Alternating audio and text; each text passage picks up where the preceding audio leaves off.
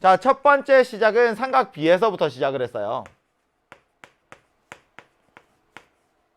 이제는 익숙할 겁니다. 중학교 때 배웠던 삼각 B는 직각삼각형에서 변들의 길이 B를 의미하는 거죠.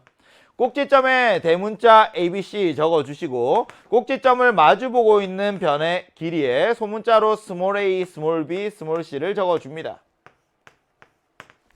어떤 각 하나가 주어지면 그 각에 대하여서 상대적으로 높이와 밑변이 결정이 되는데 직각삼각형에서는 빗변과 밑변과 높이 이렇게 세 변이 있어요. 얘들 사이의 길이 B입니다. 각 A에 대하여 가봅시다. 각 A에 대하여 사인, 코사인, 탄젠트 첫자 적어주시면 사인 A는, 코사인 A는, 탄젠트 A는 정의할 수 있습니다. 불러보세요. 사인, 빗변분의 높이 C분의 A, 코사인, 빗변분의 밑변 C분의 B, 탄젠트, 밑변분의 높이까지 우선 삼각 B 정의했습니다. 그럼 기억해야 되는 개념 하나 더 있죠. 특수각에서의 삼각 B입니다. 사인이, 코사인이, 탄젠트가 30도일 때, 45도일 때, 60도일 때 각각 얼마인지 이 정도는 바로 튀어나와야 되는 거죠. 사인 30도 불러보세요. 2분의 1. 45도 2분의 루트 2. 60도 2분의 루트 3. 사인은 점점 커집니다. 코사인은 점점 작아지죠. 예각 범위에서는 그래요. 자, 코사인 뒤집어서 적어줍니다. 시작. 2분의 루트 3, 2분의 루트 2, 2분의 1.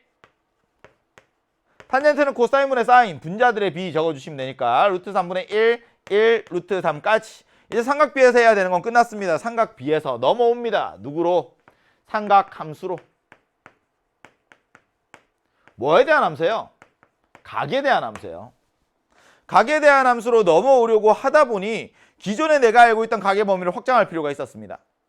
삼각 B에서는 기껏 해봤자 예각에 대한 이야기밖에 못하잖아요. 우리가 벌어진 정도라는 걸 이제는 실수 전체 범위로 확장해야 돼요.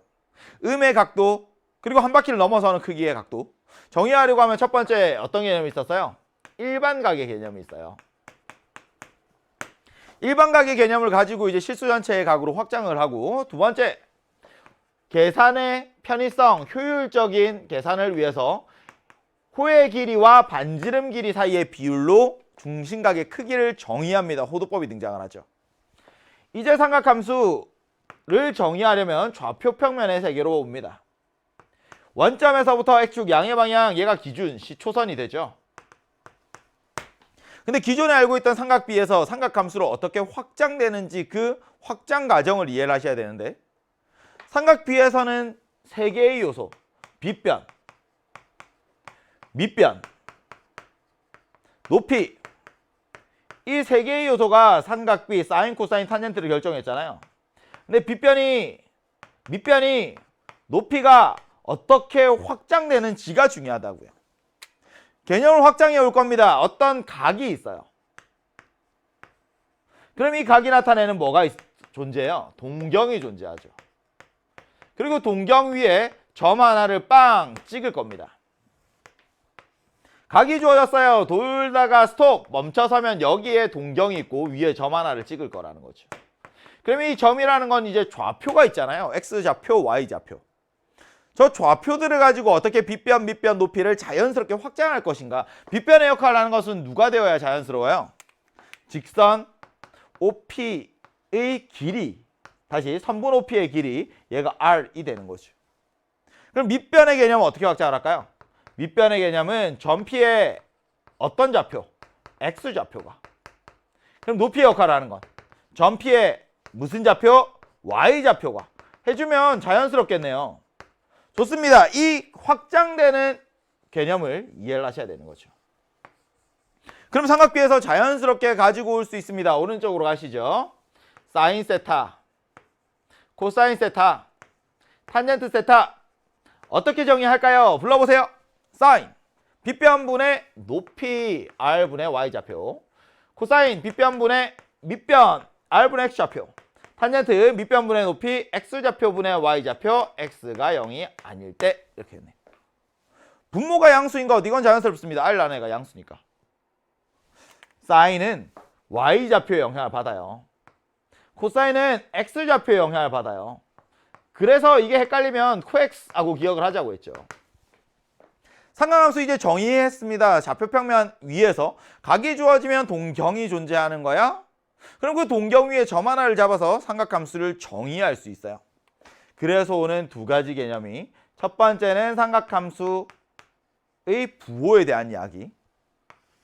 좌표평면 위에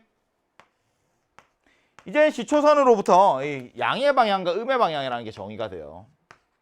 오른쪽에 올라가면 이 플러스 양의 방향, 오른쪽이 내려가면 마이너스 음의 방향이잖아요. 그래서 오른쪽 위에서부터 반시계 방향으로 돌면서 제1사분면, 제2사분면, 제3사분면, 제4사분면, 사분면의 순서를 매길 수가 있습니다. 각 사분면에서 양수인 삼각함수의 첫 글자들을 따서 얘들을 이렇게 쓰죠. 얼, 사, 탄, 코. 제1사분면에서는 삼각함수 모두 플러스고요. 제2사분면은 사인만, 제3사분면 탄젠트만, 제4사분면 코사인만 양수입니다. 두 번째, 삼각함수 사이의 관계입니다. 삼각함수 사이의 관계는 복잡한 식을 간단하게 만들 때 꼭 필요합니다. 첫 번째 모양은 뭐였어요? 사인, 코사인, 제곱의 합이 항상 1이라는 것. 제곱의 합이 항상 1이니까 얘는 곱셈공식의 변형과 함께 많이 출제가 되었어요.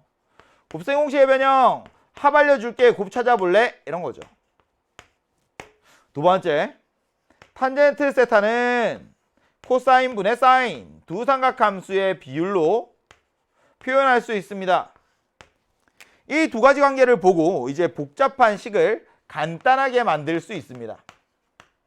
삼각함수가 막 섞여 있어도 얘를 하나의 삼각함수로 간단하게 삼각함수를 통일해 줄 수 있어요.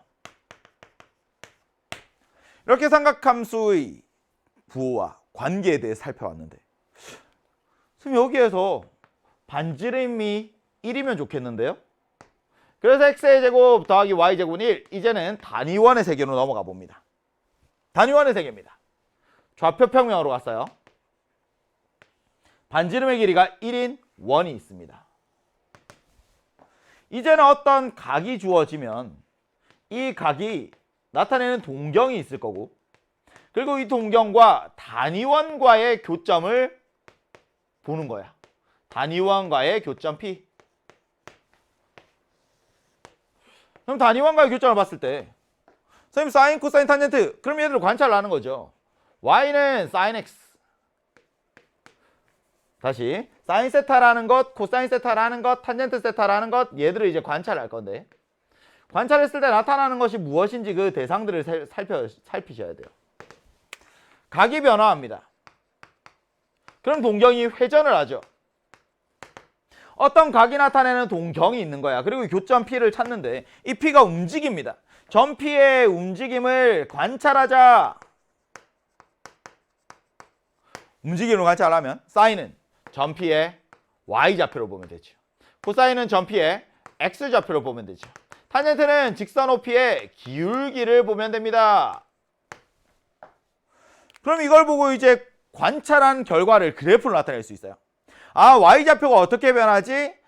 X좌표가 어떻게 변하지? 기울기가 어떻게 변하지? 누구에 따라서? 각에 따라서. 각이 변화할 때 이런 것들이 어떻게 변화하는지를 관찰하겠다는 거죠. 그러면 함수의 그래프가 나타납니다. 자, 좌표평면 위에 삼각함수의 그래프 2분의 파이, 파이, 2분의 3 파이, 그리고 2파이가 될 때까지.